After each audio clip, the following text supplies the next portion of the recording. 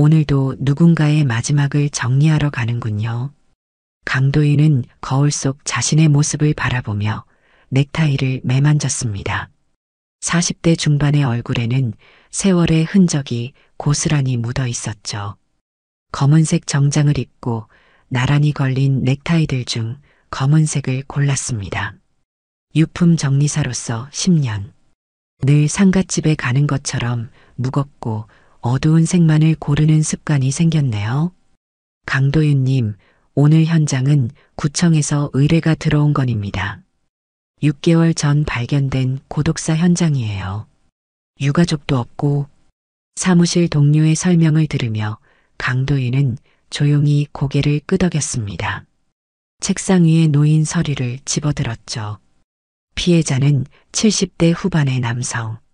발견 당시 이미 상당 시간이 지난 뒤였다는 메모가 눈에 띄었습니다. 알겠습니다. 다녀오겠습니다. 차에 오르며 강도인은 잠시 깊은 숨을 들이마셨습니다. 고독사 현장은 늘 그를 무겁게 만들었죠. 특히 유가족도 없이 홀로 떠나는 이들의 마지막을 정리할 때면 자신의 어린 시절이 떠올라 가슴 한켠이 아려왔습니다. 어린 시절 부모님을 잃고 할머니 손에 맡겨져 자랐던 강도윤. 그러나 초등학교에 입학하기도 전에 할머니마저 세상을 떠나셨죠. 이후 보호시설에서 자란 그는 누군가 자신을 찾아와 주길 바라며 하루하루를 보냈습니다. 하지만 그 누구도 오지 않았죠. 오늘도 시작해볼까요? 차를 몰고 가는 동안 라디오에서는 아침 뉴스가 흘러나왔습니다. 고독사 증가 추세에 대한 기사였죠. 강도인은 묵묵히 핸들을 잡은 채 귀를 기울였습니다. 지난해 대비 20% 증가. 현대 사회의 그림자라고 할 수 있죠. 앵커의 목소리가 흘러나올 때마다 강도인의 마음은 더욱 무거워졌습니다. 그가 유품 정리사가 된 것은 우연이 아니었죠.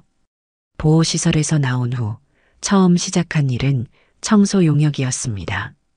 그러다 우연히 고독사 현장 청소를 맡게 되었고 그때부터 이 일의 깊은 의미를 느끼기 시작했죠. 적어도 마지막만큼은 존중받으셔야 하니까요. 강도인에게 유품 정리는 단순한 청소가 아니었습니다. 한 사람의 인생을 정리하는 일이었죠. 그는 늘 고인의 유품 하나하나를 소중히 다뤘고 버려지는 물건 하나에도 깊은 관심을 기울였습니다. 때로는 유가족들이 모르는 고인의 또 다른 모습을 발견하기도 했죠. 강도윤 씨는 참 특이하시네요. 보통은 빨리빨리 치우고 가시는데 동료들은 그의 꼼꼼함을 이해하지 못했습니다. 하지만 강도윤에게는 그럴 만한 이유가 있었죠. 자신이 고아원을 떠날 때 단 하나의 사진조차 가져오지 못했던 기억. 그래서 그는 고인의 추억이 담긴 물건들을 함부로 다루지 않았습니다. 오늘도 잘 부탁드립니다.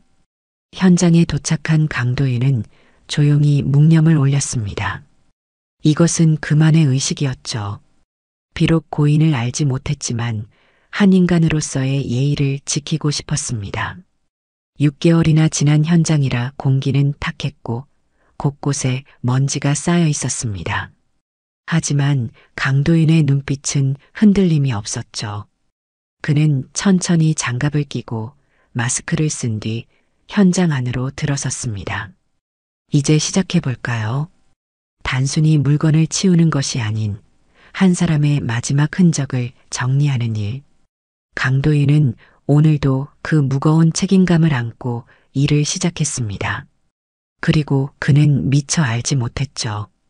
오늘의 현장이 그의 인생을 완전히 뒤바꿔 놓을 거라는 것을. 서류상으로는 박민재 씨, 나이 78.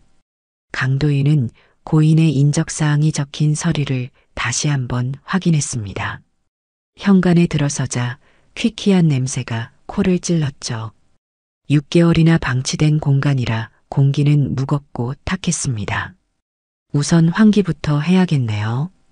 창문을 열자 차가운 가을바람이 들어왔습니다. 공중을 떠다니던 먼지들이 햇빛을 받아 반짝였죠.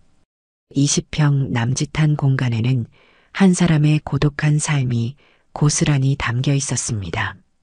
강도인은 항상 그래왔듯이 방 구석구석을 꼼꼼히 살폈습니다. 고인의 삶을 이해하는 것이 첫 번째 단계였죠. 거실 한켠에는 오래된 책장이 서 있었고 그 위로는 먼지 쌓인 액자들이 가지런히 놓여 있었습니다. 혹시 모를 유품이나 중요한 서류가 있을 수 있으니 강도인의 시선이 책장 아래쪽에 놓인 작은 박스에 멈췄습니다. 다른 물건들과는 달리 정성스럽게 보관된 듯한 느낌이 들었죠. 평소라면 그냥 지나쳤을 물건이지만 오늘따라 유독 신경 쓰이는 게 있었습니다. 이상하네요. 이런 느낌은 처음인데 조심스럽게 박스를 집어들었습니다. 표면에 쌓인 먼지를 손으로 쓸자 희미하게 글씨가 보였죠. 누군가의 삐뚤빼뚤한 필체로 쓰여진 도윤이의 보물이라는 글자에 강도윤의 심장이 멎는 듯 했습니다. 이게 무슨... 떨리는 손으로 박스를 열었습니다. 그 안에는 낡은 사진 한 장이 고이 접혀 있었죠. 조심스럽게 펼쳐보니 활짝 웃고 있는 어린아이의 모습이 보였습니다. 까만 머리에 동그란 눈, 그리고 해맑은 미소. 의심할 여지가 없었습니다. 이건 분명 나인데. 사진 뒷면에는 정갈한 글씨체로 문장이 적혀 있었습니다. 우리 도윤 항상 행복해야 해. 마이너스 할아버지가. 강도윤의 머릿속이 하얘졌습니다. 숨이 가빠지고 손끝이 저려왔죠. 어릴 적 기억이 파도처럼 밀려들었습니다. 부모님을 잃고 할머니 손에 맡겨져 자랐던 시절, 그리고 할머니마저 돌아가시고 보호시설로 보내졌던 그 날뒤. 잠시만요. 이해가 안 되는데. 강도인은 책상 위에 놓인 서류를 다시 한번 확인했습니다. 고인의 이름, 나이, 주소. 전혀 모르는 정보들이었죠. 하지만 이 사진은 분명 자신의 것이었습니다. 더 찾아봐야겠습니다. 방안을 세세히 살펴보기 시작했습니다. 서랍장을 열어보고 책장을 뒤지고 옷장 안도 꼼꼼히 확인했죠. 그의 손길이 닿는 곳마다 먼지가 날렸고 오래된 물건들의 냄새가 코끝을 자극했습니다. 이건... 책상 서랍 안에서 낡은 수첩 하나를 발견했습니다. 페이지를 넘기자 여러 보호시설의 주소와 연락처가 빼곡히 적혀 있었죠. 그리고 그 옆에는 날짜별로 방문 기록이 남아 있었습니다. 이분이 날 찾으려 했던 걸까요? 강도인의 가슴이 먹먹해졌습니다. 수첩에 적힌 날짜들은 20년이 넘는 시간을 거슬러 올라갔죠.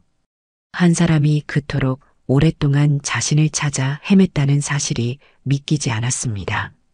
창밖으로 들어오는 햇빛이 점점 강해졌습니다.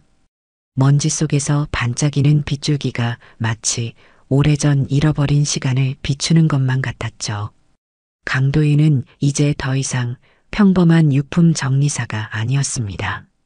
자신의 과거를 찾아 헤매는 한 인간으로서 이 공간을 바라보고 있었죠. 오늘은 시간이 좀 걸릴 것 같네요. 강도인은 사무실에 전화를 걸어 다음 일정을 미루었습니다. 오늘은 이 집에서 모든 진실을 찾아내고 싶었죠. 그의 인생을 바꿀 수도 있는 이 우연한 만남의 의미를. 창가에 걸린 먼지 쌓인 달력이 바람에 살랑거렸습니다. 마치 오래전 멈춰버린 시간이 다시 움직이기 시작한 것만 같았죠. 강도인의 가슴 속에서도 무언가가 꿈틀거리기 시작했습니다. 강도인은 떨리는 손으로 서랍을 하나하나 열어보기 시작했습니다. 오후에 햇살이 스며드는 방 안에서 시간은 마치 멈춘 것처럼 느리게 흘렀죠. 이건... 깊숙한 서랍 속에서 곱게 접힌 편지 한 통이 나왔습니다. 누렇게 변색된 종이가 오랜 세월의 흔적을 고스란히 담고 있었습니다. 조심스럽게 펼쳐보니 깨끗한 글씨체로 쓰여진 문장이 눈에 들어왔죠. 도윤아, 미안하다. 나는 끝내 너를 찾지 못했다. 하지만 단 한순간도 너를 잊은 적이 없단다. 너는 내 유일한 손자니까. 강도윤의 손이 떨려왔습니다. 이 집의 주인이 자신의 할아버지였다는 사실이 가슴을 무겁게 짓눌렀죠. 수십 년간 서로를 그리워하면서도 만나지 못했던 시간들이 주마등처럼 스쳐 지나갔습니다. 그러면 내 부모님은? 더 깊이 서랍을 뒤지자 낡은 가족 사진이 나왔습니다. 젊은 부부와 노부부가 갓난아기를 안고 환하게 웃고 있었죠. 사진 뒤에는 날짜가 적혀 있었습니다. 1985년 10월. 강도윤의 출생 무렵이었습니다. 그의 부모님과 할아버지, 할머니가 함께 찍은 마지막 사진이었을까요? 할아버지의 방을 둘러보니 이제는 모든 것이 다르게 보였습니다. 벽에 걸린 달력에는 빨간 동그라미가 그려져 있었죠. 매달 25일. 아마도 보호시설을 찾아다녔던 날짜였을 겁니다. 책상 위에는 여러 보호시설의 주소가 적힌 수첩도 있었고 그 옆으로는 찢어진 신문 스크랩들이 가지런히 정리되어 있었습니다. 이웃분들께 여쭤봐야겠네요. 강도윤은 옆집을 노크했습니다. 문을 연 것은 70대로 보이는 할머니였죠. 아, 박민재 영감님 말씀하시는 거예요? 평생 혼자 사셨어요.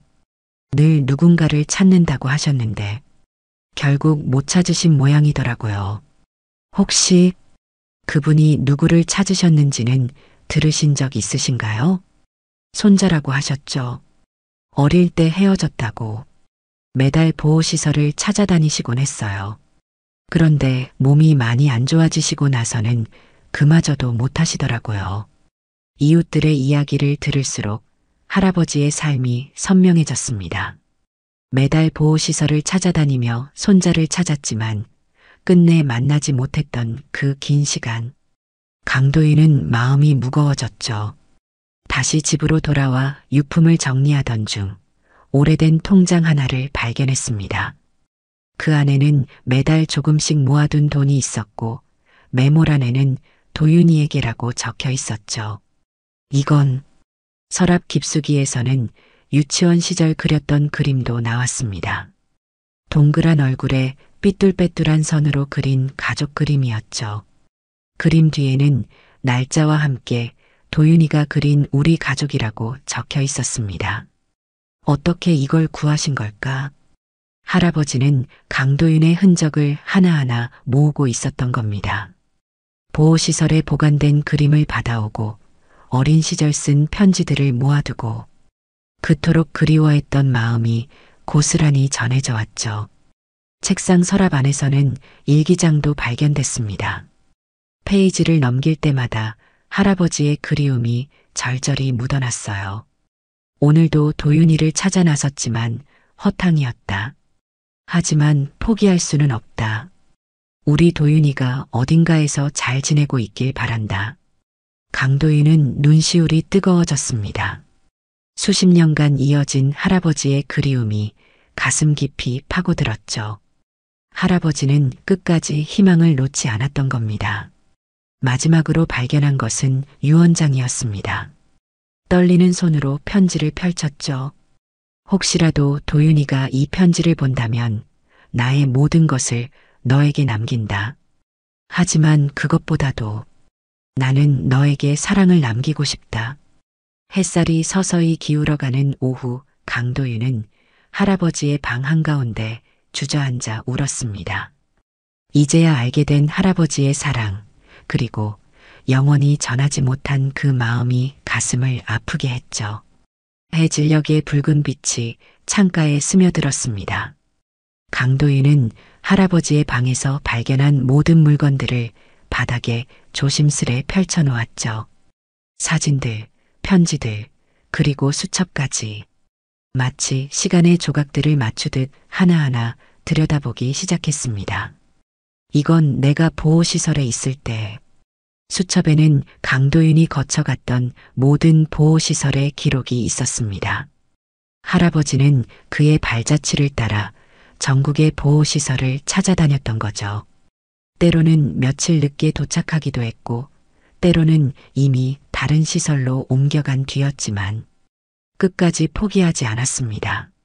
어쩌면 우리는 스쳐 지나갔을지도 모르겠네요. 강도인은 자신이 20살 때 일했던 편의점을 떠올렸습니다. 그때도 할아버지는 그를 찾고 있었을까요? 어쩌면 늦은 밤 그 편의점에 들러 물건을 사셨을지도 모릅니다. 서로를 모른 채 스쳐 지나갔을 그 순간들이 가슴을 아프게 했죠. 이 통장은, 오래된 통장 속에는 매달 꾸준히 저금한 기록이 있었습니다. 액수는 크지 않았지만 30년 넘게 한 번도 빠짐없이 입금된 돈이었죠. 통장 표지 안쪽에는 작은 글씨로 메모가 적혀 있었습니다.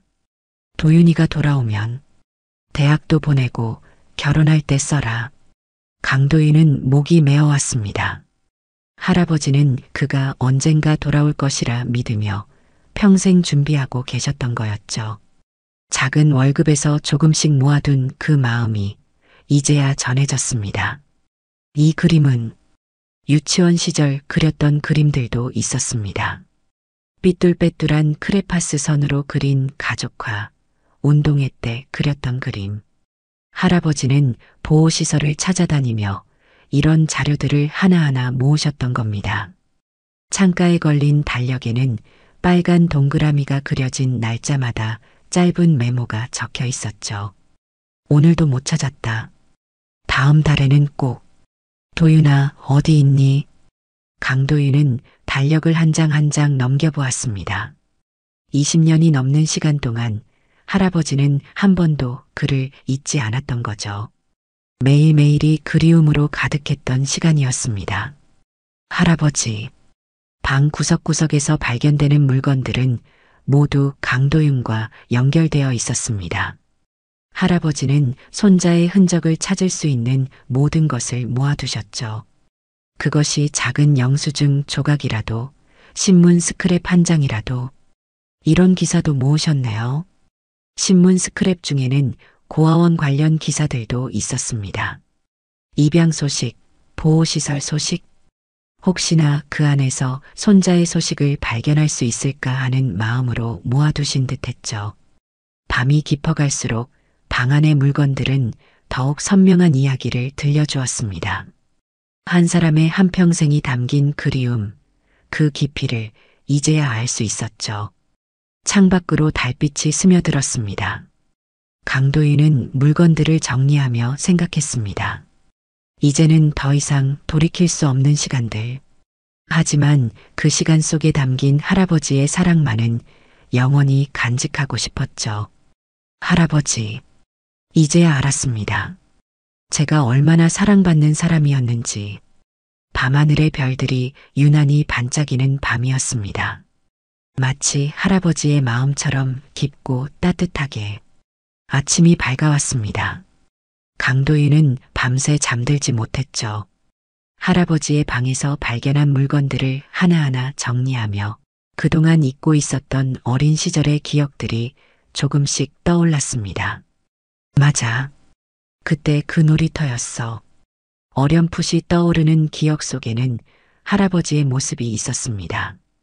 그네를 밀어주시던 따뜻한 손길, 어깨 위에 올려주시며 세상을 보여주시던 그 순간들. 너무 어린 시절의 일이라 잊고 있었지만 이제야 그 따뜻함이 생생하게 되살아났죠. 더 알아봐야겠습니다. 강도인은 할아버지가 살았던 동네를 걸어보기로 했습니다. 아침 공기는 차가웠지만 그의 발걸음은 더없이 가벼웠죠. 동네 슈퍼마켓 앞을 지나치다 문득 발걸음을 멈췄습니다. 아가씨, 이 동네에 오래 사셨나요? 네, 30년 넘게 살았어요. 우리 가게도 부모님 때부터 했으니까. 혹시 박민재라는 분을 아시나요? 아, 그 할아버지요? 매일 아침 우유 한 팩씩 사가셨어요. 항상 손자 얘기를 하셨죠. 찾고 계시다고. 슈퍼마켓 주인의 이야기를 들으며 강도인은 할아버지의 일상을 그려볼 수 있었습니다. 매일 아침 같은 시간에 우유를 사러 오시고 때로는 구청이나 보호시설로 향하는 버스를 타러 가시곤 했다는 이야기였죠. 그런데 작년부터는 잘 안 보이시더니 돌아가셨다는 소식을 들었어요. 참 안타까웠죠. 길을 걸으며 만난 동네 사람들은 하나같이 할아버지를 기억하고 있었습니다. 공원의 노인정에서 만난 할머니들은 더 구체적인 이야기를 들려주었죠. 그 양반 매일 손자 사진 보여주시면서 자랑하셨어. 어릴 적 사진이라 찾기 힘들 텐데도 끝까지 포기 안 하셨지. 몸이 많이 안 좋아지셨을 때도 손자만 찾으면 좋아질 거라고 하셨어. 그런데 강도인은 할아버지가 마지막까지 걸었을 골목길을 따라 걸었습니다. 담벼락에 비치는 그림자가 마치 할아버지의 모습같이 느껴졌죠. 매일 이 길을 걸으며 손자를 그리워했을 그 마음이 전해져 왔습니다. 여기가 내가 다녔던 유치원이었구나. 낡은 건물 앞에 서서 강도인은 잠시 눈을 감았습니다. 까마득한 기억 속에서 어린 시절의 모습이 떠올랐죠. 할아버지가 간직하고 계셨던 그림들이 바로 이곳에서 그려진 것이었습니다. 원장 선생님은 아직도 계실까? 유치원은 이미 문을 닫은 지 오래였지만 건물은 그대로 남아 있었습니다. 창가에 비치는 햇살이 마치 오래전 그 시절처럼 따뜻하게 느껴졌죠. 할아버지, 이렇게 가까이 계셨는데 강도인의 눈시울이 붉어졌습니다. 할아버지와 그가 그토록 가까이에 있었다는 사실이 더욱 마음을 아프게 했죠. 서로를 그리워하면서도 끝내 만나지 못했던 그 시간들. 운명이란 게 참 야속하기만 했습니다. 해가 저물어갈 무렵 강도인은 다시 할아버지의 집으로 돌아왔습니다. 오늘 하루 동안 들은 이야기들이 마음속에 무겁게 자리 잡았죠. 이제는 제가 할아버지의 이야기를 전해야겠네요. 창밖으로 석양이 물들어갔습니다. 마치 오래된 사진처럼 붉게 물든 하늘을 바라보며 강도인은 결심했습니다. 이제는 그가 할아버지의 사랑을 세상에 전해야 할 때였죠. 다음 날 아침 강도인은 할아버지의 집으로 다시 찾아왔습니다. 이번에는 단순한 유품 정리가 아닌 할아버지의 인생을 기록하기 위해서였죠. 평소처럼 카메라를 들고 왔지만 오늘은 조금 특별했습니다. 이제부터 시작해 볼까요? 강도인은 할아버지의 방을 하나하나 촬영하기 시작했습니다. 먼지 쌓인 책장, 오래된 소파, 그리고 창가에 놓인 화분까지 할아버지의 일상이 고스란히 담긴 공간을 카메라에 담았죠. 아, 이건 책장 깊숙한 곳에서 낡은 앨범을 발견했습니다. 표지에는 우리 가족이라고 적혀 있었죠. 조심스럽게 페이지를 넘기자 젊은 시절의 할아버지와 할머니, 그리고 강도인의 부모님 모습이 나왔습니다. 아버지, 어머니, 사진 속 부모님은 환하게 웃고 계셨습니다. 결혼식 사진, 신혼여행 사진, 그리고 임신한 어머니의 모습까지 행복이 가득했던 그 시절의 기록이었죠. 이런 노트도 있네요. 앨범 옆에는 작은 노트가 있었습니다. 할아버지가 손자를 찾아다니며 기록한 일지였죠. 매일매일의 기록이 빼곡했습니다. 오늘은 대전의 보육원을 찾았다.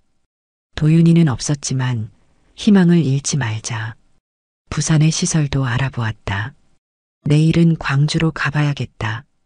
할아버지의 발자취를 따라가다 보니 전국 방방곡곡을 돌아다니셨다는 것을 알 수 있었습니다. 버스 영수증, 기차표, 지도에 표시된 보호시설들. 그 모든 것이 할아버지의 간절한 마음을 보여주고 있었죠. 이 신문 스크랩은 수많은 신문 기사 중에서도 찾아주세요란의 기사들을 특히 많이 모아두셨더군요. 혹시나 그 속에서 손자의 소식을 발견할 수 있을까 하는 마음으로 모아두신 듯 했습니다. 할아버지의 마지막 글이네요. 책상 위에는 미완성인 편지가 놓여 있었습니다. 떨리는 글씨체로 쓰여진 마지막 편지였죠. 도윤아, 이제 나는 많이 힘이 들어. 하지만 끝까지 너를 찾으려 했단다. 부디 행복하게 살고 있길. 강도인은 잠시 눈을 감았습니다. 할아버지의 마지막 순간까지도 자신을 생각하고 계셨다는 사실이 가슴을 아프게 했죠. 이제는 제가 할아버지의 이야기를 남겨야겠습니다. 카메라에 담긴 사진들을 하나하나 들여다보며 강도인은 결심했습니다. 단순한 고독사가 아닌 한 할아버지의 끝없는 사랑과 그리움의 이야기를 세상에 전하고 싶었죠. 이것이 마지막 선물이 되겠네요, 할아버지. 석양이 물드는 창가에 서서 강도인은 할아버지의 마지막 공간을 카메라에 담았습니다. 그 속에는 30년이 넘는 시간 동안 이어진 할아버지의 사랑이 고스란히 담겨 있었죠. 이른 아침, 안개가 자욱한 공원묘지. 강도인은 할아버지의 묘소 앞에 서 있었습니다. 차가운 대리석 비석 앞에 국화한 다발을 조심스럽게 놓았죠. 35년이란 시간이 지나고서야 처음으로 나누는 대화였습니다. 할아버지, 이제야 찾아왔네요. 바람이 살랑거리며 지나갔습니다. 마치 할아버지가 손자의 머리를 쓰다듬어 주는 것처럼 따스하게 느껴졌죠. 강도인은 준비해온 사진들을 하나씩 꺼내기 시작했습니다. 제가 살아온 이야기를 들려드리고 싶어요. 어린 시절 보호시설에서 찍은 사진, 고등학교 졸업식 사진, 첫 직장에서 찍은 사진.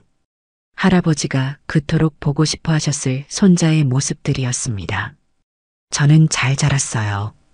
힘들 때도 있었지만 무슨 일이 있어도 꿋꿋이 살아왔습니다. 목소리가 살짝 떨렸습니다. 할아버지가 그토록 찾아 헤매셨던 시간 동안 자신은 무엇을 하고 있었을까? 그 생각에 가슴이 먹먹해졌죠. 유품 정리사가 된 것도 어쩌면 운명이었나 봅니다. 강도인은 자신이 유품 정리사가 된 이유를 이제야 알 것 같았습니다. 홀로 떠나는 이들의 마지막을 정리하며 그들의 이야기를 기억하고 싶었던 것. 그것은 어쩌면 자신의 뿌리를 찾고 싶은 무의식적인 열망이었을지도 모릅니다. 이제부터는 달라지려고 해요. 주머니에서 작은 수첩을 꺼냈습니다. 할아버지처럼 매일 일기를 쓰기로 했죠. 그리고 그 첫 페이지에는 이렇게 적었습니다. 오늘 나는 새로운 시작을 합니다. 할아버지가 남겨주신 사랑을 이제는 다른 이들에게 전하고 싶습니다. 강도인은 고독사하는 분들의 이야기를 기록하는 작가가 되기로 결심했습니다. 단순히 물건을 정리하는 것이 아닌 그들의 삶과 사랑을 기억하고 전하는 사람이 되고 싶었죠. 앞으로는 제가 따뜻한 이야기를 전하는 사람이 될게요.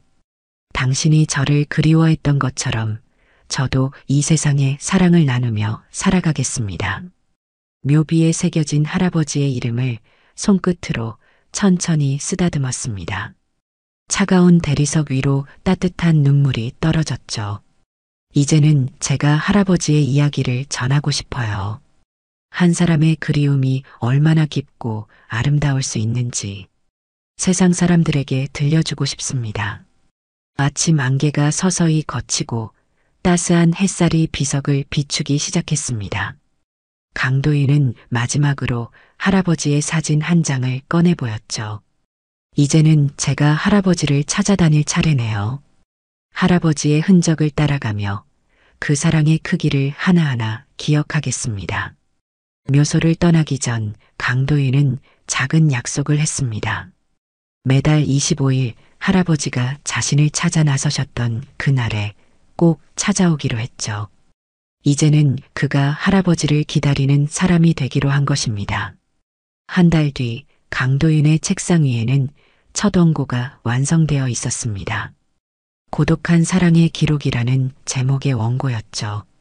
표지에는 할아버지의 방에서 찍은 사진이 담겨 있었습니다. 이제 시작해 볼까요? 강도인은 유품 정리사를 그만두고 고독사한 분들의 이야기를 기록하는 작가가 되었습니다. 첫 번째 이야기는 당연히 할아버지의 것이었죠. 30년이 넘는 시간 동안 한 사람을 그리워했던 할아버지의 이야기를. 고독사는 끝이 아닙니다. 그것은 우리가 기억해야 할 사랑의 또 다른 형태입니다. 원고의 첫 문장을 쓰며 강도윤은 깊은 숨을 내쉬었습니다. 할아버지의 방에서 발견한 모든 것들이 이제는 소중한 자료가 되었죠. 수첩에 빼곡히 적힌 메모들, 오래된 사진들, 그리고 끝내 전하지 못한 편지들까지. 이런 글도 있었네요. 할아버지의 일기장 중에서 특별히 마음에 와닿는 구절을 발견했습니다. 오늘도 도윤이를 찾지 못했다. 하지만 나는 알고 있다. 우리 도윤이가 어딘가에서 씩씩하게 잘 살고 있을 거라는 걸. 그걸 믿기에 나는 오늘도 걸을 수 있는 거야. 강도윤은 이 구절을 책의 에필로그에 넣기로 했습니다. 할아버지의 끝없는 믿음과 사랑이 고스란히 담긴 문장이었죠. 할아버지의 사랑은 결코 헛되지 않았습니다. 이제 강도윤은 매주 새로운 이야기를 찾아 나섭니다. 홀로 떠나는 이들의 마지막을 기록하며 그들이 남긴 사랑의 흔적을 찾아다니죠. 때로는 슬프고 때로는 아름다운 이야기들. 그 모든 것들이 우리 사회의 또 다른 모습을 보여주고 있었습니다. 잊혀진 사랑도 여전히 사랑입니다. 강도윤의 책상 한켠에는 할아버지의 사진이 놓여 있습니다. 매일 아침 출근할 때마다 그 사진을 보며 다짐합니다. 오늘도 누군가의 이야기를 소중히 기록하겠다고, 그들의 삶과 사랑을 기억하겠다고. 이제는 제가 할아버지의 자리에서 잊혀진 이들의 이야기를 찾아다니고 있네요. 창밖으로 늦가을의 단풍이 물들어갑니다. 바람에 흔들리는 나뭇잎처럼 우리의 인생도 때로는 이리저리 흔들리지만 그 속에 담긴 사랑만은 변함없이 그 자리에 있다는 걸 강도윤은 이제 알고 있습니다. 할아버지, 이제는 제가 당신의 이야기를 전하고 있어요. 그리고 앞으로도 계속될 거예요. 끝나지 않는 사랑의 이야기로. 서랍 속에는 이제 새로운 원고들이 차곡차곡 쌓여가고 있습니다. 그리고 그 모든 이야기의 시작에는 할아버지가 있었죠. 끝내 만나지 못했지만 영원히 이어질 그들의 이야기가. 밤이 깊어갈수록 강도윤의 펜은 멈추지 않습니다. 오늘도 그는 새로운 이야기를 써내려가고 있죠. 잊혀질 뻔한 사랑을 기억하는 이야기를, 끝나지 않는 그리움의 이야기를.